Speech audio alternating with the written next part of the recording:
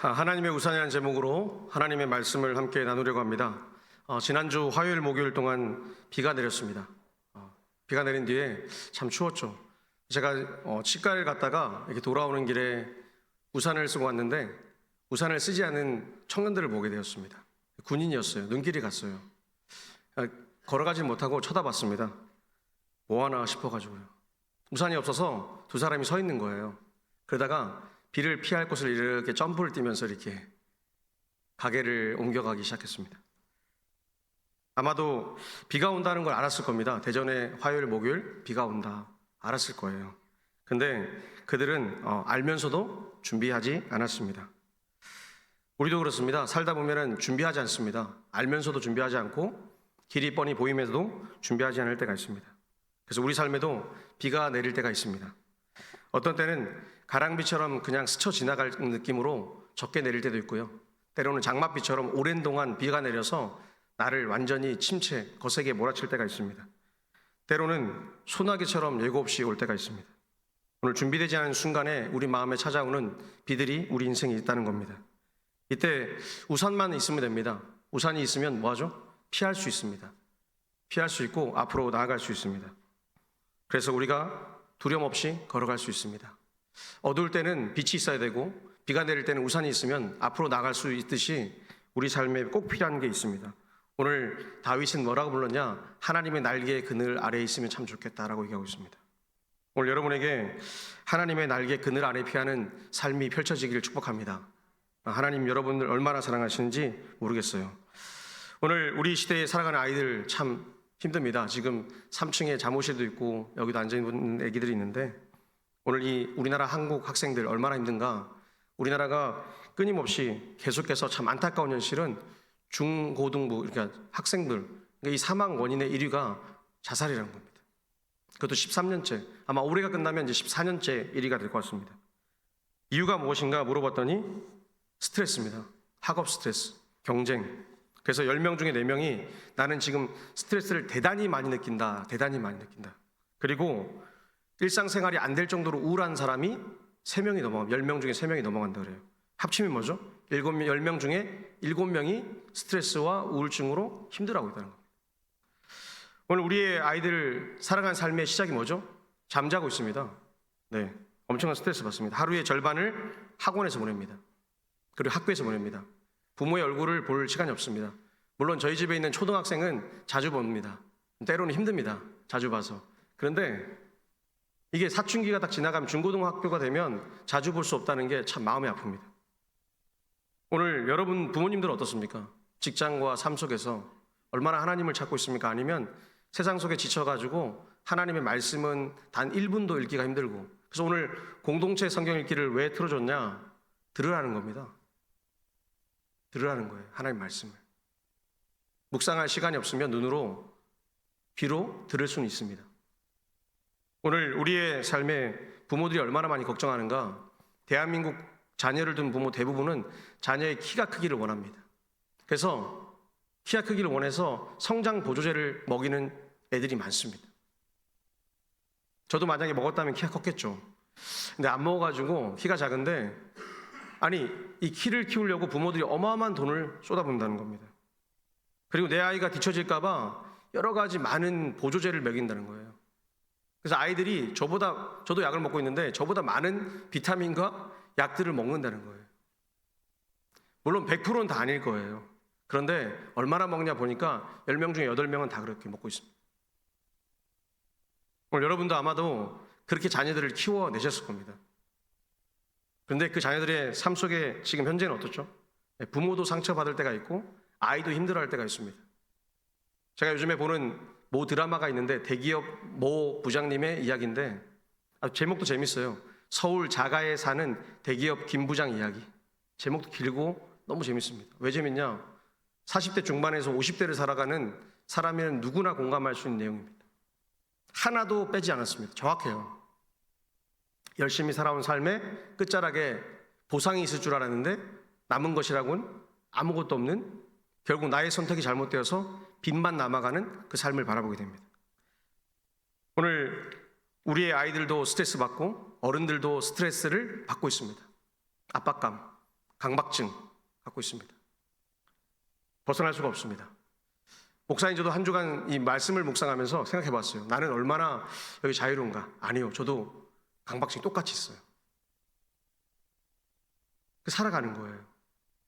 오늘 시편 말씀을 통해서 폭풍우 같은 인생길, 절망 가운데 있었던 다윗이 굴 속에 도망갔습니다.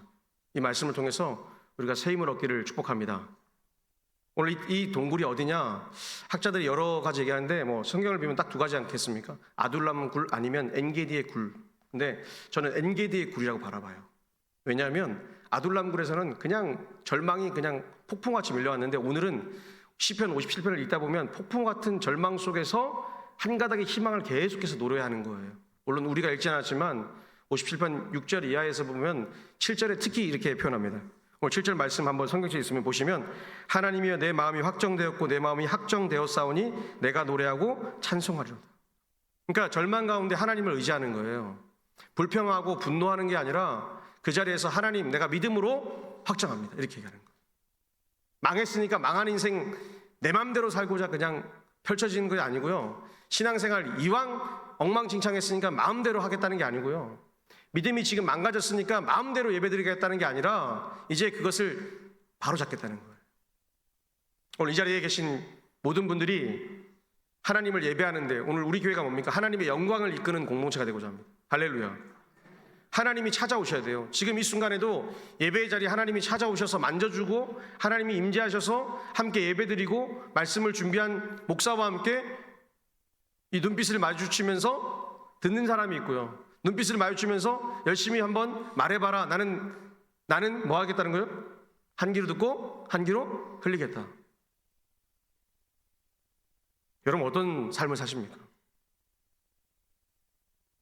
오늘 다윗은 믿음으로 확정하고 믿음으로 살았습니다.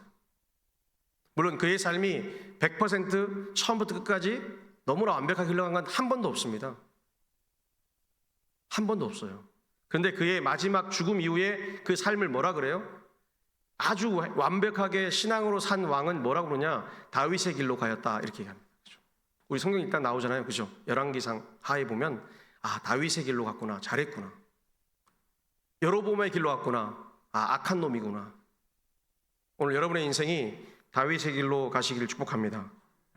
그럼 오늘 하나님이 어떻게 우리에게 나타나시냐? 오늘 1절 말씀인데 우리가 이제 목소리와 함께 같이 읽겠습니다. 하나님이여 내게 은혜를 베푸소서, 내게 은혜를 베푸소서. 내 영혼이 주께로 피하되 주의 날개 그늘 아래에서 이 재앙들이 지나가기까지 피하리이다. 아멘.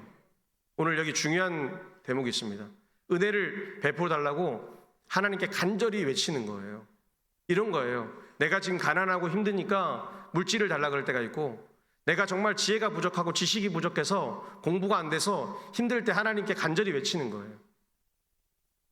그 하나님이 지금 나에게 지혜를 달라고 몸부림치는 거예요. 오늘 우리의 삶 가운데 그런 삶이 있을 때가 있습니다. 오늘 왜 하필이면 새, 동물에 비교했을까요? 독수리가 뭐하죠? 자기 새를 이렇게 품어줍니다. 험하게 훈련도 시키지만 위험한 순간에 폭풍우가 오면 독수리는 자기의 새끼를 딱 보호합니다. 트레이닝 할 때는 마구 던집니다. 절벽에서 던지고 마구잡이 던져서 들판에 풀어놓기도 합니다. 맹수 옆에. 왜요? 강해지라고. 그런데 폭풍우가 몰아쳐서 이 아기 새가 도저히, 아기 독수리가 자신의 힘을 발휘할 수 없을 때 어미가 된 독수리는 가서 품어줍니다. 오늘 그 하나님이 우리를 덮고 싶어 하십니다. 그리고 팔을 내미십니다. 내가 그걸 어떻게 알 수 있냐? 내가 기도하고 있는가? 내가 말씀 듣고 있는가? 내가 찬양하고 있는가? 내 삶에서 정말 나를 교만하지 않는 나를 만들어가는가? 그걸 보는 거예요. 여러분, 교만은 어떤 사람이 교만합니까? 내가 내 마음대로 평가하고 내 마음대로 분노하고 내 마음대로 살아가는 사람, 그 사람 진짜 교만한 사람입니다. 우리는 남의 이야기를 듣습니다. 말씀을 들어야 돼요. 내 인생이 어떻게 될지 모릅니다. 오늘 여러분이 그런 삶을 사시길 축복합니다. 황순원의 소나기라는 소설이 있습니다. 제가 참 좋아합니다. 여기에 이런 장면이 있습니다. 소년과 소녀가 같이 걸어가요, 들길을. 그러다가 갑자기 뭐가 내리죠? 비가 소나기 확 내립니다. 드라마에서 많이 패러디했습니다. 개그맨들도 많이 패러디를 했습니다. 그리고 나서 뭘 주죠? 도롱이, 우위를 벗어서 남자애가 여자에게 줍니다. 오늘 이 장면을 가만히 생각해 봅니다. 왜 잊지 못하죠? 하나님이 우리를 가만히 보고 계시다가 가장 위험한 순간에, 우리가 감당할 수 없는 순간에 나타나셔서 반드시 우리를 뭐죠? 그 손길로 붙잡아 주실 줄 믿습니다. 오늘 그 하나님이 우리 보고 기억하라는 거예요. 세상의 소설을 보면서 성경을 바라보고 비춰보라는 거예요. 오늘 온몸으로 우리를 향해서 비를 맞아주신 분이 계십니다. 죽음의 비, 위기의 비, 멸망의 비를 맞아주신 분이 계십니다. 예수 그리스도입니다. 그분이 여러분을 죽음으로 가는 길도 막아주셨고, 여러분이 지금 무엇을 해야 될지 바라보시면서 삶을 열어주고 계십니다. 우리 교회도 암 환자가 있습니다. 그래서 공식적으로 내놓고 오피셜하게 기도합니다. 그때 바라는 게 뭘까요? 목사와 온 성도가. 아마 성도님들 중에는 그런 사람도 있을 겁니다. 저 사람만 기도해? 나도 좀 기도해 주지. 그리고 기도 안 해주는 분도 여기 계실 거예요. 누가 알고 계세요? 하나님이 알고 계세요. 하나님이 여러분의 구석구석을 다 알고 계세요. 그리고 그 하나님이 목사와 함께 기도하자고 할 때 같이 기도하는 사람이 있고, 어떤 사람은 바라보는 사람이 있습니다. 오늘 우리 모두가 함께 기도하기를 축복합니다. 하나님의 손길이 내 안에 있고, 하나님의 손길이, 하나님 절망적인 이 한국교회와 동북교회 상황 속에서 하나님 새 생명을 키워주십시오. 그래서 사람들이 몰려들게 해주십시오. 그게 기적 아닙니까? 이 언덕의 이 3층 정도의 높이에 젊은 10대들, 20대들도 올라갔다가 내려가고, 그죠? 계령공고에 사는 우리 오토바이족 3명이나 4명 빼고는 안 올라와요. 담배 피러 올라갈까봐 안 올라와요. 무슨 말이에요? 나쁜 짓 하는 거 외에는 올라올 수 없는 곳에 교회가 있는 겁니다. 제가 처음 이사 왔을 때 고등학생 2명이 열심히 구름과자를 먹더라고요. 아직도 안 잊어버려요. 제가 아무 얘기도 안 했어요. 이름 물어보려고, 인사하려고 왔다가 도망가는 걸 봤어요. 이렇게. 우리는 그 현실에 살아가고 있는 겁니다. 근데 그 현장에서 하나님이 오늘 예배하라고 하신 거예요. 할렐루야. 얼마나 감사해요. 어두운 곳에 빛을 비추라고 여러분을 보내신 거예요. 그럼 여러분 뭐 해야 되죠? 하나님의 손길이 동부교회에 잘 남아있을 수 있도록 매일매일 기도하고 찬양해야 될 줄 믿습니다. 오늘 그 하나님이 뭐라냐, 어떤 분이시냐, 오늘 2절의 말씀인데 2절에 한번 같이 읽겠습니다. 2절 말씀 같이 읽겠습니다. 내가 지존하신 하나님께 부르짖으며 곧 나를 위하여 모든 것을 이루시는 하나님께로다. 아멘. 하나님은 지존하신 분이세요. 할렐루야. 그러니까 하나님은 높으신 분이시라는 거예요. 우리가 자꾸 하나님을 끌어당가 땡기려고 그래요. 그러지 말라는 거예요. 오늘 비가 많이 오면 눈이 잘 안 보입니다. 그렇죠? 여러분 장대비에 운전해 보셨습니까? 그러면 앞이 보이질 않아요. 비가 갑자기 분당 계속 시간당 40mm, 50mm 내리는 장대비에 이렇게 가면, 운전하면 앞이 안 보입니다. 그때는 뭐 해야 되죠? 멈춰야 됩니다. 깜빡이를 켜고 멈춰야 됩니다. 제가 짧은 유학생활을 해보니까요, 미국에 가니까 미국은 분명히 저기서는 밝았는데 여기 와보니까 먹구름이 다가오는 거예요. 몇 번을 경험해봤거든요. 그때는 모든 차들이 어떻게 하냐면 아무 짓도 안 하고 깜빡이를 켜고 전부 다 멈춰 있습니다. 근데 유독 대단한 분들이 계십니다. 한국인입니다. 한국인. 딱 봐도 한국인이에요. 동양인 같아요. 그 빗길을 구역곡 기역곡 그냥 돌파를 하려고 그래요. 무슨 말이에요? 그럼 죄송한 말로 죽으려고 한장한 거죠. 미국은 비가 오면 그냥 이런 장대비가 아니고요, 여러분 나라가 커서 그런지 몰라도 비가 엄청나게 들판에서 그냥 쏟아집니다. 그냥 쏟아지는데 그 상황을 돌파하려고 하는 거예요. 여러분 어떠세요? 여러분 인생에 소나기가 내리고 내 신앙이 무너져가고 있는데, 그때 하나님께 무릎을 꿇고 오늘 나를 위하여 모든 것을 이루시는 하나님, 나를 좀 도와주셔서 내 모든 삶을 이루시는 하나님이라고 엎드려 기도하시길 축복합니다. 오늘 다윗이 그걸 했어요. 엔게디 굴에서. 엔게디 굴이 어디죠? 다윗이 이 엔게디, 나중에 이제 성지순례 가보시면 아시겠지만 저는 이제 지도를 봐서 대충 유추를 하는 건데 아주 가까운 거리입니다. 제가 앉은 자리에서 여기서 성가대 거리도 안 되고요, 피아노 정도 되는 한 1.5m 정도, 2m 정도의 바로 굴 옆에 서 있는 거예요. 여기서 사울을 본 거예요. 사울이 외치잖아요. 다윗아 다윗아 하면서. 그렇죠? 얼마나 가까워요. 금방 돌로 던져서 죽일 수도 있는 그 거리에서 서 있는 고통, 얼마나 두렵겠습니까? 그 장면을 그대로 마음으로 안고 쓴 시편이 바로 오늘 57편이에요. 도망가고 싶겠죠. 네. 지금은 수풀이 많은 땅이 이스라엘이지만 그 당시에는 완전히 광야예요. 엔게디 광야, 이름도 광야예요. 그러니까 완전히 보이는 거예요. 민자예요. 그리고 땅도 좁은 지역이에요. 도망갈 수가 없습니다. 얼마나 절망적입니까? 쉽게 말하면 여러분, 망한 겁니다. 대기업을 잘 다니다가, 직장을 잘 다니다가 가진 돈 가지고 투자를 했는데 투자금이 하나도 없이 쫄딱 망한 겁니다. 집도 팔아야 되고, 길에 나앉아서 길바닥에 딱 앉아야 되는 아무것도 없는 절망적인 상황. 내 인생을 27년 동안 열심히 일해서 50대가 되었는데 그때 나와서 살아가야 되는 상황. 그러니까 얼마나 절망이에요.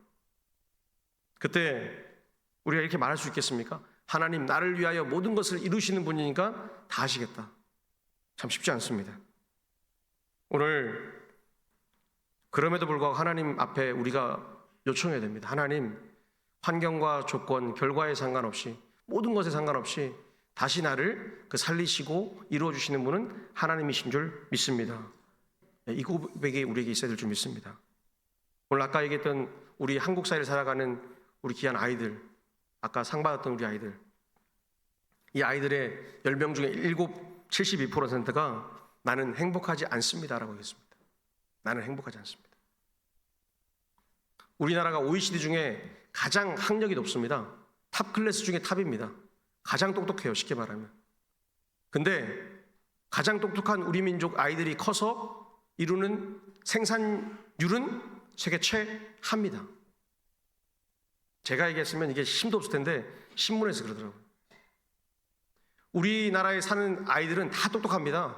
서울대만 문제가 아니라 지방대고 어디고 다 똑똑합니다. 그런데 뭐가 문제냐면 마음이, 멘탈이 최하입니다. 조금만 찌르면 터집니다. 왜냐하면 체력이 없습니다. 체력이. 미국에 가보면 서양 애들은 뭐 하는 줄 아십니까? 중고등학교 때 엄청나게 뛰어다닙니다. 저는 운동선수인 줄 알았어요. 학교 마치면, 2시 마치면 YMC나 길에서, 들판에서 그냥 소리 지르고 막 뛰어다니는 애들이 사춘기 애들입니다. 속으로 어떤 마음 가진 줄 알았어요? 야, 여긴 돌머리만 키우나 막 싶었어요. 근데 그 아이들이 나중에 세상을 지도하는 나라의, 미국의 선도국가의, 선진국의 CEO가 되고 유명한 사람들이 됩니다. 우리는 거꾸로 가고 있죠. 물론 자원도 없고 나라도 작고 자본금도 없기 때문에 그렇다고 칩시다. 그런데 우리의 문제는 우리가 너무나 많이 우리의 자녀들을 압박한다는 거예요. 지금도 마찬가지예요. 역대 최대로 우리 집안에 계신 청년들이 그렇게 많다지 않습니까? 그런 사회에 살고 있는 거예요. 오늘 사랑하는 여러분들, 여기 부모님도 계시고 할머니, 할아버지 계신데 손자, 손녀들 만나고 뭐라고 말씀하세요? 뭐라고 물어보세요? 첫 마디가 공부? 왜 모른 척 하세요? 이게 압도적으로 1등이던데요. 공부 잘하고 있니? 이거 물어보셨어요? 학교 재밌니? 학교 가면 누구 좋아하는 친구 있니? 이렇게 안 물어보고 공부 잘하고 있니? 오늘 아이들은 그 말 듣고 싶지 않다는 겁니다. 오늘 저녁에 가셔서, 점심에 가셔서 아이들하고 자녀들하고 얘기 나누십시오. 뭐가 재밌니? 요즘에 무슨 노래가 유행하니? 나도 한번 들려줘. 그리고 무슨 스트레스를 받고 있니? 이거 한번 물어보세요. 그래서 여러분 손자, 손녀들에게도 물어보세요. 특별히 고3 이제 수능 본 우리 손자, 손녀들 있지 않습니까? 전화해서 시험 얘기는 하나도 하지 마시고 뭘 하고 싶은지 물어보세요. 그리고 할아버지, 할머니가 기도해 주세요. 내가 돈도 좀 보내줄게. 기도도 해줄게. 이렇게 응원하시길 축복합니다. 제가 요즘에 읽는 책이 있는데 몇 권의 책을 같이 읽고 있는데 어른은 행복하다는 책을 좀 읽고 있습니다. 재밌어요. 이렇게 에세이인데 여기 보니까 이런 문장이 있어요. 어른의 행복은 문제가 없는 삶이 아니라 문제를 받아들일 수 있는 마음에서 옵니다. 행복이 문제가 없는 게 아니고 문제가 너무 많대요. 이 작가도 문제가 엄청 많아요. 그 얘기를 에세이에 써놨습니다. 그런데 문제가 있는 것을 그냥 받아들일 수 있는 힘을 기르라는 거예요. 그러면서 뭘 하라냐면 운동을 하라 그래요. 체력이 좋아야 된대요. 제가 보니까 딱 맞는 것 같아요. 기다려주려고 그러고 양보하려고 그러면 체력이 좋아야 돼요. 체력이 없으면 양보할 수가 없습니다. 그냥 내 마음이 바쁜 거예요. 왜? 일하다가 지치니까 내 거부터 처리하는 거예요. 성도들도 마찬가지예요. 내가 직장도 없고 아무것도 없고 답답하고 힘들면 어디다가 화풀이 하겠어요? 제가 이민교회를 다녀봤잖아요. 교회에다가 화풀이 하는 거예요. 교회에다가. 밖에 나가서 밥 맞고 흑인한테 욕먹고 백인한테 무시당한 다음에 들어와서 어디서 힘을 낼 수 있어요? 교회 와서 할 수 있는, 교회 와서 큰 소리 치는 거예요. 그러지 마세요. 교회는 그런 것이 아닙니다. 교회는 하나님의 공동체가 모여서 하나님께 찬양하고 공동체의 어려운 이웃들, 무너진 사람들의 손을 잡아주려고 모이는 것이에요. 오늘 장로님도 얘기했잖아요. 우리가 누굴 도와야 돼요? 나보다 연약한 자를 찾는 거예요. 나보다 더 연약한 자를 찾는 거예요. 그래서 그 손을 잡아주는 거예요. 그래야 교회가 생명력을 가지는 거예요. 오늘 이 작가가 이런 말을 합니다. 행복은 속도가 아니라 방향에서 나온다. 방향이 뭐죠? 우리가 삶을 살아가는 만남인 거죠. 오늘 우리에게는 너무나 두려운 게 많습니다. 목사님 입장에서 한국 교회적으로 봐도 두려운 게 참 많습니다. 주변을 둘러봐도 젊은이가 잘 보이지 않습니다. 오늘 온 세대 예배드려서 귀한 분들이 많이 오셨는데 이분들이 다 왔으면 좋겠어요. 계속해서. 할렐루야. 할렐루야. 물론 그들의 삶이 바쁠 거예요. 힘들 거예요. 마음도 불편할 거예요. 저희 40대가 대한민국에서 가장 많이 예수를 믿었던 집단이었습니다. 지금 저희 40대가 예수를 가장 많이 떠난 집단이 되었습니다. 대한민국의 100명 중에 3명만 교회를 다니는 청년 20대 맞이하고 있습니다. 너무 자주 들으니까 귀가 아픈데 매일 들어야 됩니다. 매일 들어서 다 회복될 때까지 기도하고 눈물 뿌려야 될 줄 믿습니다. 그래서 우리가 살아가는 거예요.